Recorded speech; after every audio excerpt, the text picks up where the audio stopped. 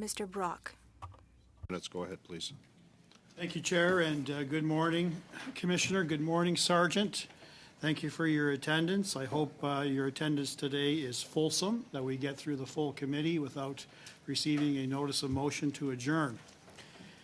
At the heart of the SNC-Lavalin scandal, there were a number of players within the PMO, the PCO, and the Ministry of Finance. However, the principal person of interest in the SNC scandal was at all material times the Prime Minister, Justin Trudeau. To you, Commissioner, the scandal is now over 5 years old. When did the RCMP interview Justin Trudeau?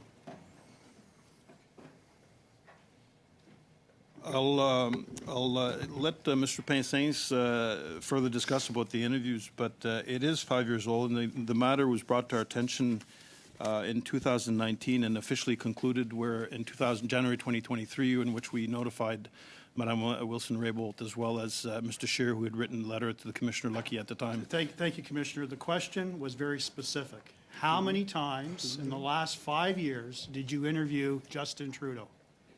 He was not interviewed, sir, or Mr. President. Okay, and why not? I'll ask Mr. Pain-Saints, who was leading the investigation, to add a little bit.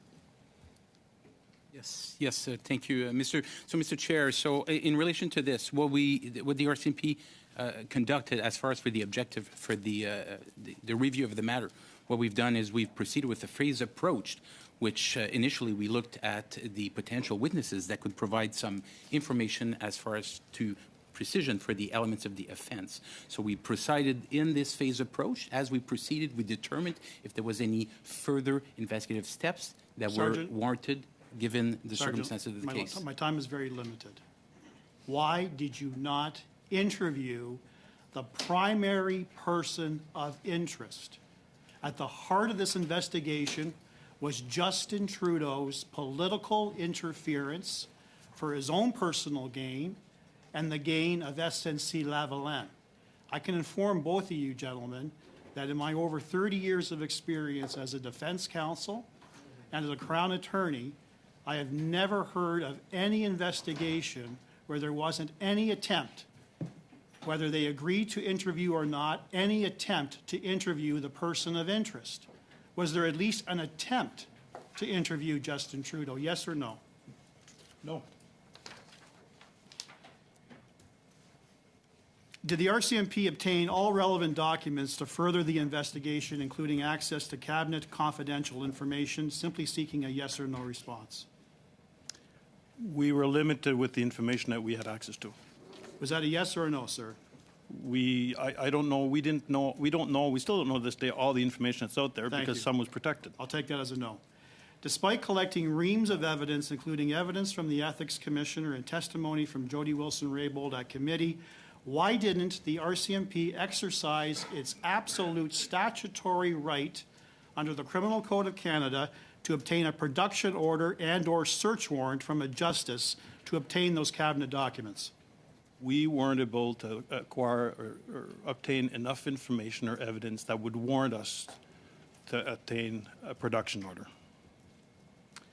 RCMP spokesperson Christy Veenstra is on record stating that to obtain a search warrant or production order, there must be reasonable grounds to believe that a criminal offense has been committed. The evidence at hand is sufficient to convince a trier of fact. The evidence at hand is insufficient to convince a trier of fact of the alleged offense. Clearly, she is conflating the legal threshold of policing with the Crown Prosecution Service. Both of you, sirs, will agree that your sole responsibility is to determine whether there are reasonable and probable grounds to lay a charge. It is not your mandate to prove the charge beyond a reasonable doubt, which is the independent prosecution service. Would you agree with that? I agree, Mr. Chair. Thank you. Was obstruction of justice involving Justin Trudeau the only offense you were contemplating in this regard? No, there's also intimidation of a justice participant. Thank you. You would agree that the charge of obstruction is a straight indictable offense, meaning there is no limitation period, punishable by 10 years in prison, a very serious offense. You'd agree, sirs, that there is nothing precluding your service from reopening the investigation against Justin Trudeau should new evidence become available, including a release of cabinet confidential information. I would say, Mr. Chair, with any investigation, when there's new information that arises, yes, we have a look at the investigation itself. To quell public concern, Justin Trudeau, despite his office, is subject to the full impact and consequences of the Criminal Code of Canada. He is not above the law, correct? I do believe I said that last time I was in front of the committee. No one's above the law. In my experience, sirs, homicides have been investigated and prosecuted in lesser time than your service has invested in investigating Justin Trudeau. Is there an overall general reluctance in charging a sitting prime minister, yes or no? I would say to that, Mr. Chair, is that we follow the evidence, and if the evidence warrants charges, we charge. So there's no general reluctance in charging a sitting prime minister. Is that correct? If the appropriate evidence is available. Thank you. You would agree that the purpose behind the offense of obstruction of justice is to maintain the integrity of the justice system and upholding the rule of law, that all the principles that were articulated in Jody Wilson-Raybould's testimony in warding off Justin Trudeau's relentless campaign of pressure and intimidation. You'll agree with me, Commissioner, the evidence is clear. This is not a one-off. Over the course of 4 months. Sorry, Mr. Brock, but we're over time here. Thank you. Okay, thank you. Next, we're going to go